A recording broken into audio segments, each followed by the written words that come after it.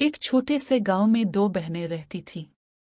बड़ी बहन सबा मोटी सी मगर निहायत मेहनती, बुर्दबार और बाखलाक थी। छोटी बहन रमशा दुबली पुतली, खूबसूरत लेकिन कामचोर थी। रमशा का सारा दिन बनने संवरने में गुजरता, नए कपड़े, मेकअप, चूड़ियां। जबकि सबा घर का हर छोटा बड़ा काम बड़े सब्र से करती, मगर घर वालों की तारीफ फिर भी रमशा ही को मिलती थी। एक दिन रमशा को देखने के लिए लड़के वाले आए। घर में उसकी तैयारियों का शोर था। मेहंदी, जोड़ा, सिंगार और सबा हमेशा की तरह किचन में खाना बनाने में लगी थी। जब खाना तैयार होने लगा तो उसकी खुशबू सारे घर में फैल गई। लड़के की माँ ने हैरानी से पूछा, ये लाजवाब खुशबू, खाना किसने बनाया है? उन्हें बताया गया कि खाना सबा ने बनाया है। वो फौरन किचन की तरफ बढ़ी।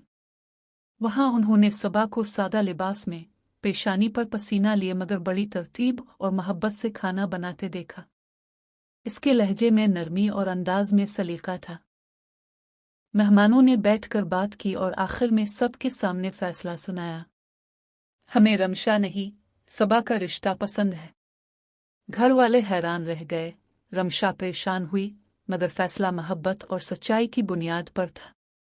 अखलाक हसन वक्ती होता है, मगर अच्छा किरदार और अखलाक हमेशा दिल जीत लेते हैं।